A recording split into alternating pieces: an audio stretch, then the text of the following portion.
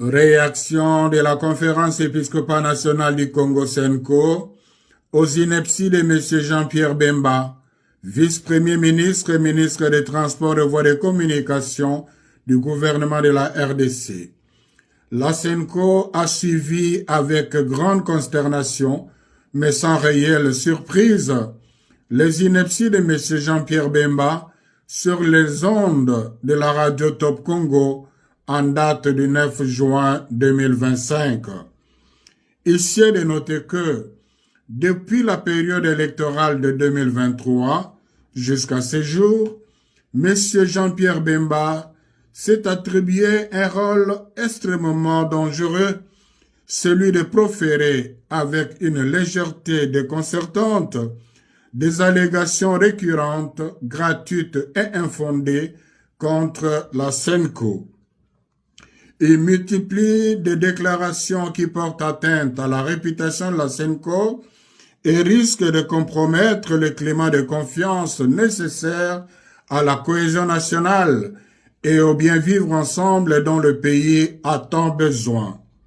En effet, au regard du contexte sociopolitique actuel, cette belliqueuse sortie médiatique donne à croire que M. Jean-Pierre Bemba peine à accepter l'option courageuse et salutaire prise par les institutions de la République et l'ensemble de la nation, celle de résoudre par des voies pacifiques la crise actuelle qui menace l'unité nationale et l'intégrité territoriale.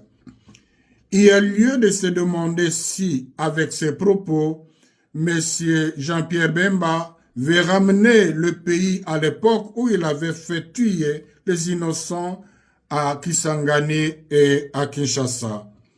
Fidèle à sa mission prophétique, l'Église catholique tient à son engagement à promouvoir et à défendre la paix dans notre pays.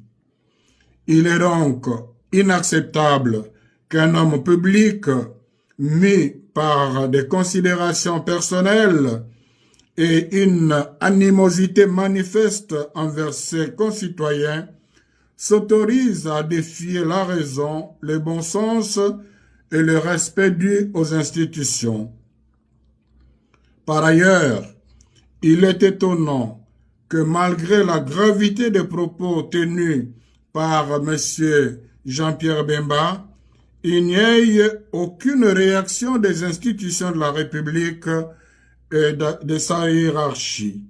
Normalement, le procureur général près la Cour de cassation ainsi que l'Assemblée nationale devraient se saisir d'office de ce dossier pour faire toute la lumière sur les différentes allégations et en tirer les conséquences de droit. La Senko exhorte les fidèles catholiques à prier pour les concernés afin que l'esprit de paix descende sur lui et le détourne de la violence dont il fait la promotion.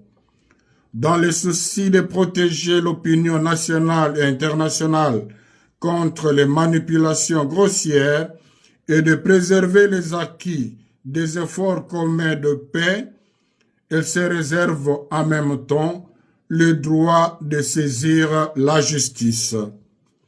La Senko réaffirme sa détermination à défendre sans faillir les valeurs de vérité, de justice, de dialogue et de réconciliation.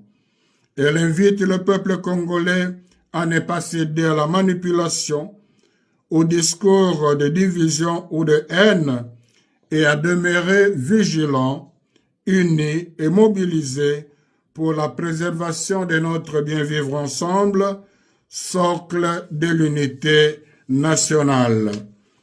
Que par l'intercession de la très sainte Vierge Marie, Notre-Dame du Congo, le Seigneur bénisse la RDC et ses dirigeants.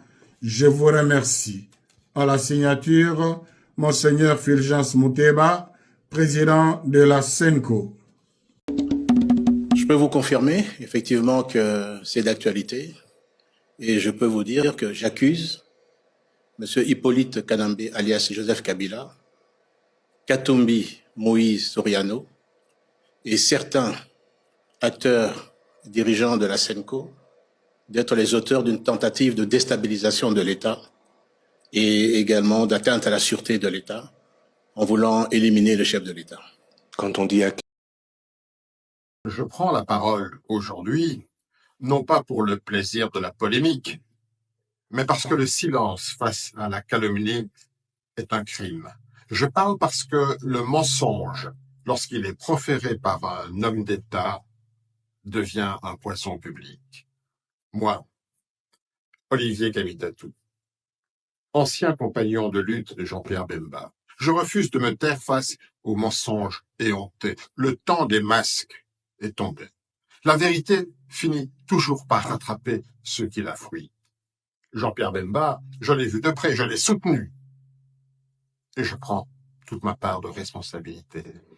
Mais il n'a jamais renoncé à la logique de la force, à la brutalité, à la tentation des armes, au goût du chaos.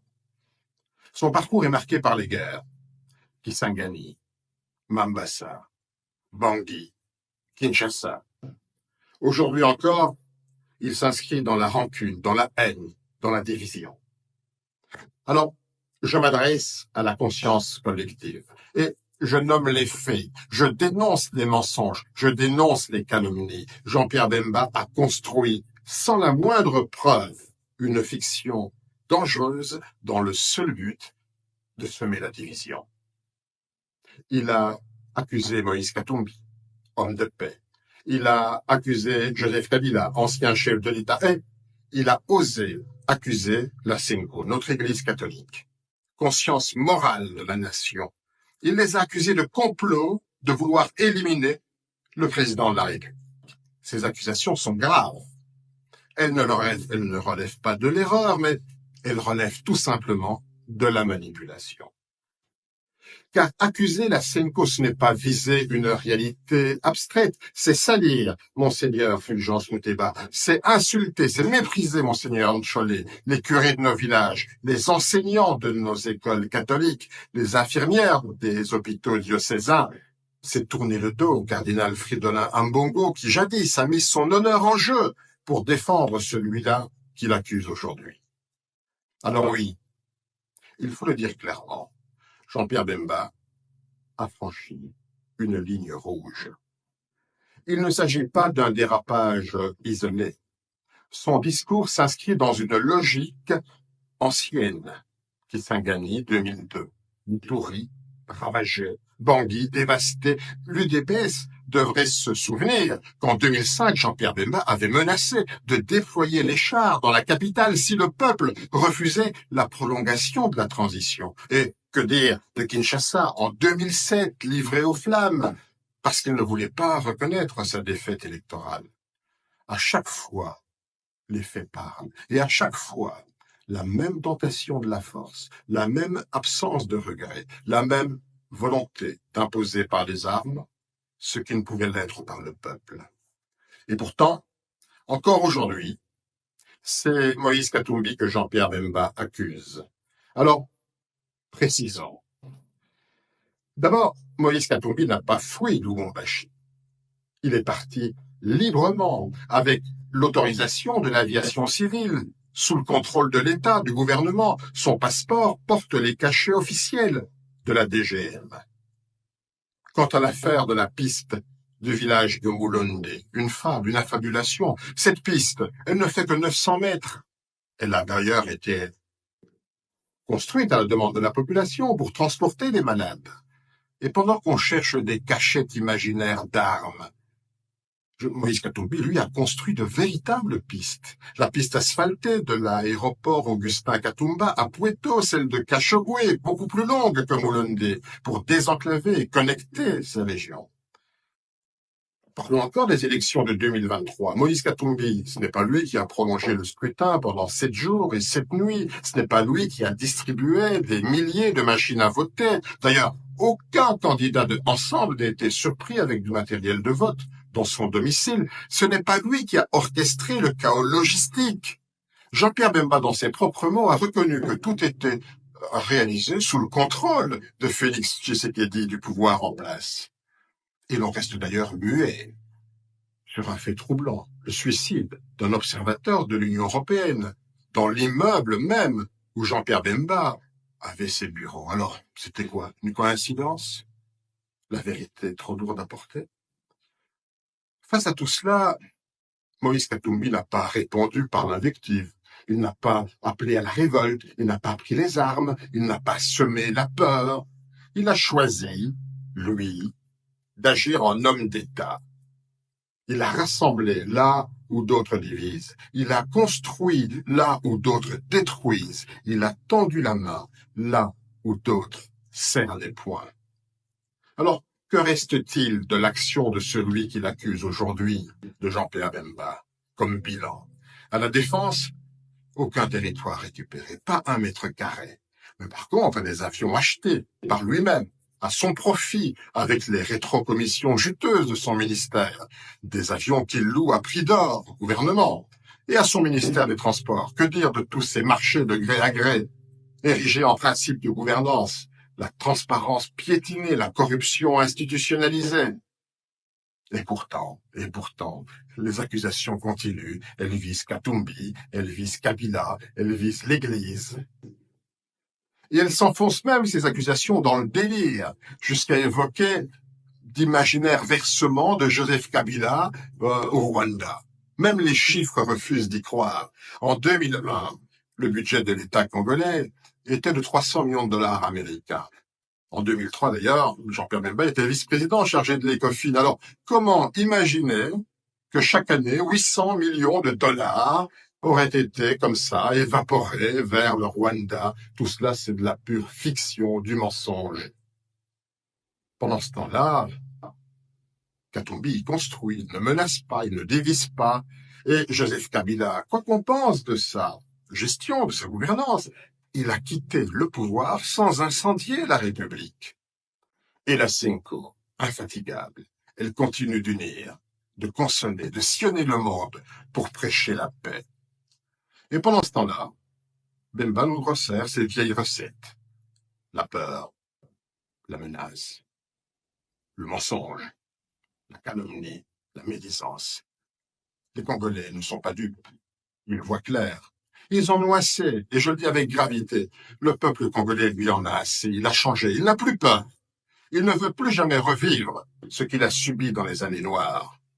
Le Congo a trop souffert. Il ne veut plus de chefs, de seigneurs de guerre. Il veut des bâtisseurs. Il veut la paix. Il veut la grandeur. Jean-Pierre, tu as eu ta chance. Tu l'as gaspillée. Ton temps est révolu. N'entraîne pas la République dans ta chute. Ce pays mérite mieux que les règlements de compte. Moi qui ai été témoin de ton histoire, je dis, stop à la manipulation. Stop au mensonge. Place à la vérité. Place à la jeunesse. Place au Congo de demain.